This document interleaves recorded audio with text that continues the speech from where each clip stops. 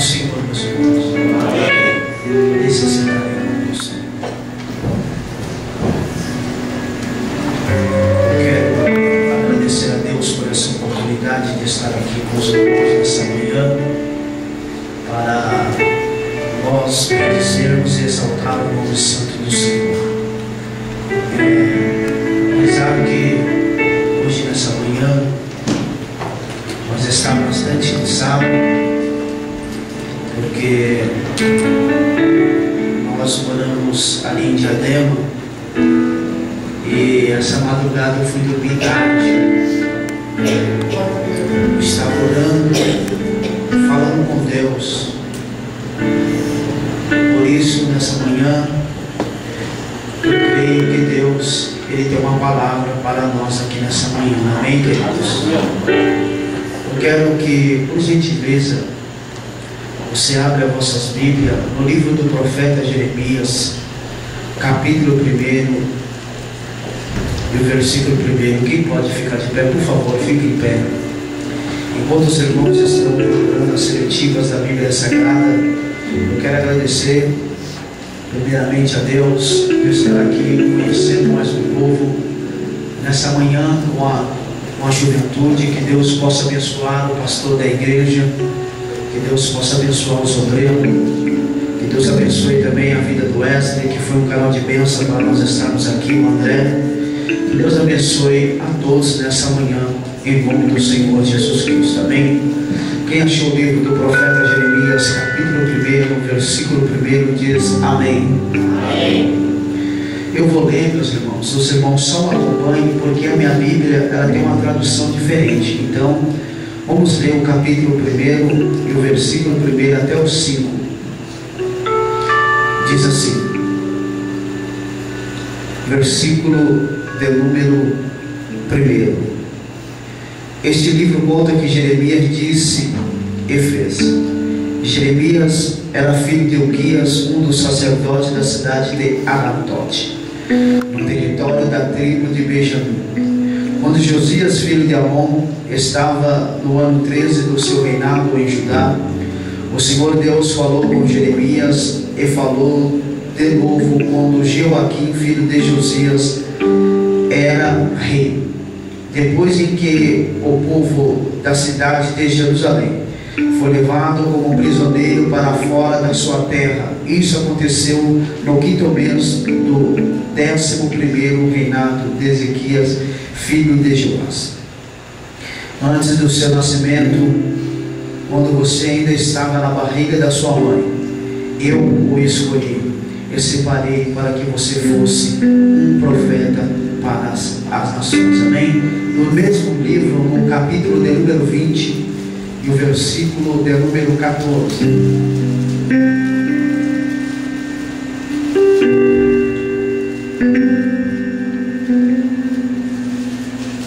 Me acompanhe, por favor. Maldito seja o dia em que eu nasci. Esqueçam o dia em que a minha mãe me deu à luz. Maldito seja o homem que alegrou meu pai quando deu essa notícia. É menino, você tem um filho. Que esse homem seja como a cidade que o Senhor Deus destruiu sem dó. Que ele ouça gemidos de dor pela manhã e gritos de batalha no meio-dia. Porque não me matou antes de eu nascer, pois assim a barriga da minha mãe teria sido a minha sepultura, eu nunca teria nascido. Por que nasci? Será que foi para ser tristeza e dor e acabar a minha vida na desgraça?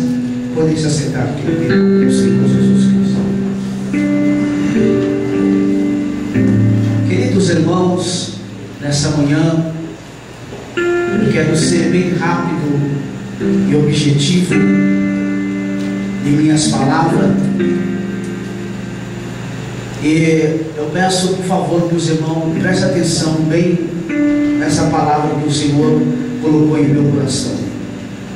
Eu fiquei lutando com Deus essa madrugada em que estava orando, pedindo para Deus uma palavra, porque todas as vezes em que vou ministrar a bendita palavra do Senhor, como pregoeiro do Evangelho, eu costumo a falar com Deus. E aproveitando o ensejo, que era uma manhã em consagração, então nós já oramos a Deus, viemos com a nossa vida consagrada ao Senhor, e fiquei pedindo para Deus uma palavra. Eu, como pregador do Evangelho, eu senti de Deus trazer uma palavra, mas nessa manhã aqui o Senhor mudou o roteiro da palavra. É bem difícil nós entendermos o projeto de Deus em nossas vidas. É bem difícil, pelas dificuldades e pelos momentos em que nós passamos, entender o porquê que nós estamos na igreja, o porquê de fato nós levantamos a mão e escolhemos a servir a esse Deus tão maravilhoso. É bem verdade que algumas pessoas que estão aqui nessa manhã estão com um ponto de interrogação em sua mente, dizendo: será que Deus me escolheu de verdade? Porque anos se passam, porque vem momentos em minha vida em que parece que não vai acontecer nada. E é bem verdade que você entrou aqui nessa manhã com um ponto de interrogação. Será que Deus tem obra na minha vida? Será que eu nasci mesmo para vencer? Será que tudo aquilo que Deus usava os profetas para falar em meu respeito, será que é verdade? Eu tenho uma palavra de Deus para você aqui. Nós temos aqui o livro do profeta Jeremias. Jeremias, que foi crescido e criado em Ananote. Ele foi de uma linhagem sacerdotal. E esse homem aqui, ele sofreu pelo Evangelho, ele sofreu por causa das suas profecias. E ele estava sendo levantado por Deus, mas o seu objetivo não era esse. O seu objetivo não era ser profeta. Ele corre, ele tenta se desviar, mas por incrível que pareça, Deus já tinha traçado e marcado a história do profeta Jeremias. Queridos irmãos, ele profetiza num tempo ruim, ele profetiza num tempo de escassez, no tempo em que ele avisa que o povo de Israel, o povo a qual nós conhecemos da Bíblia Sagrada, ia passar por um momento difícil. A Bíblia diz, meus irmãos, que esse povo de Israel foi um povo que viu a glória de Deus. Esse povo de Israel foi um povo que viu as maravilhas de Deus. Eles viram os sinais de Deus. Se nós voltarmos um pouquinho à Bíblia Sagrada, nós vamos ver que esse povo foi um povo escolhido. Foi um povo que foi chamado bichinho de Jacó, porque Deus tinha uma segurança por esse povo. Deus tinha um cuidado zeloso por esse povo. Mas passando o tempo, o povo fazia adorações a outros deuses. O povo adorava outros deuses. Eu diz a Bíblia Sagrada que Deus agora levanta um homem chamado Moisés. Esse homem foi o responsável a guiar ao povo. Esse homem aqui foi também sofredor, porque viu o povo entrar em coisas que não eram do agrado de Deus. Então Moisés foi criado, ele foi nascido com toda a sabedoria do Egito, mas teve que carregar um peso desse povo. Eu falo peso porque esse povo estava entrando em caminho de desobediência. Eu falo peso porque esse povo estava entrando por caminho em que Deus não estava se agradando. É bem verdade que ele se intervém. É bem verdade, meus irmãos, que ele agora fala para Deus: não mata o povo, porque Deus estava vendo a atitude do povo, porque Deus estava entendendo que o povo não queria nada com ele. Então Deus agora fala para Moisés: eu vou matar toda essa raça, Moisés. Moisés se intervém e fala: Deus, não mata esse povo. Meus queridos irmãos, mas mesmo assim o povo não estava ouvindo a voz de Deus. O povo não estava ouvindo o que o Deus Todo-Poderoso de Israel tinha para com ele. É bem verdade que ele viu a mão de Deus.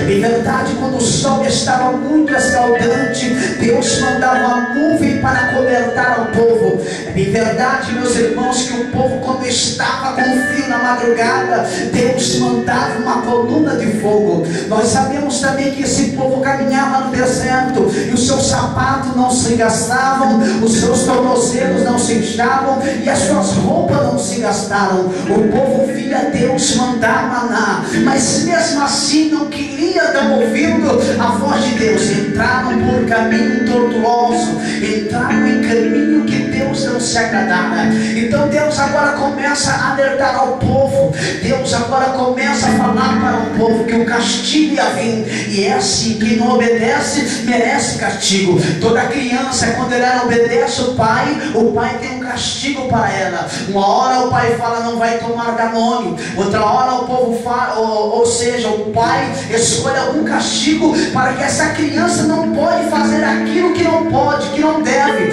Então, meus irmãos, foi assim. Deus agora fala para o povo: eu vou castigar vocês, eu vou fazer uma coisa terrível no meio de vocês, para que vocês possam voltar a mim e saber que eu não divido a glória com ninguém. E é bem verdade que Deus levanta os seus profetas, Deus levanta homens de Deus cheios do Espírito Santo para pregoar a sua palavra. Deus levanta um homem chamado Isaías. Ele, por exemplo, ele fala da profecia, ele fala para o povo, para que o povo também pudesse se chegar diante de Deus. Ele fica nu e o povo fica escandalizado.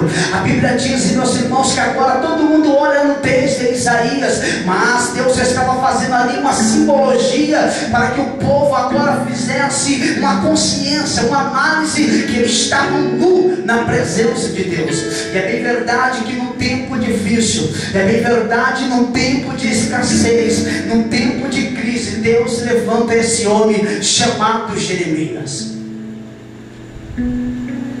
O seu pai era um sacerdote.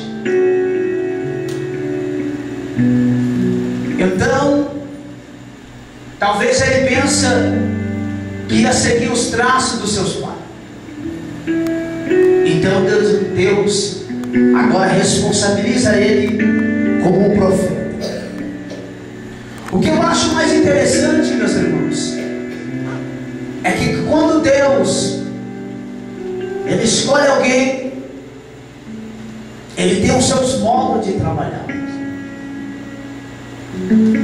Quando Deus ele responsabiliza uma obra para nossas vidas, ele derruba a muralha para que essa obra seja concretizada. É verdade, Deus. Eu estou pregando aqui para pessoas que quando você estava na barriga da tua mãe, os médicos disseram que você ia ter uma doença, e essa doença ia atrapalhar até você viver. Tem pessoas que não eram nem para estar aqui essa manhã, porque você foi enganado pela medicina. A medicina dissera que você não ia viver. Mas eu conheço a Bíblia Sagrada, que quando Deus escolhe um homem chamado Davi, esse sofreu também, esse foi rejeitado. E quando Deus ainda tinha um projeto na vida de Davi, Davi escreve um salmo dizendo que ainda quando ele estava em forma, ou seja, quando ainda ele estava em forma no ventre da sua mãe, quando ainda estava sendo criado, Deus tinha traçado um plano na vida de Davi. Glória a Deus. Então eu quero que você alegre o seu coração aqui hoje, nessa manhã. Eu não sei o que disseram ao seu respeito, eu não sei o que disseram ao seu favor, mas eu quero te dizer hoje aqui nessa manhã, Deus te escolheu. Obrigado, Jesus, aleluia. Você não entendia o que eu falei. Deus te escolheu e pronto, acabou. Glória a Deus. Você pode levantar as mãos para o céu e glorificar. Oh, glória ao teu nome, Jesus. Queridos irmãos,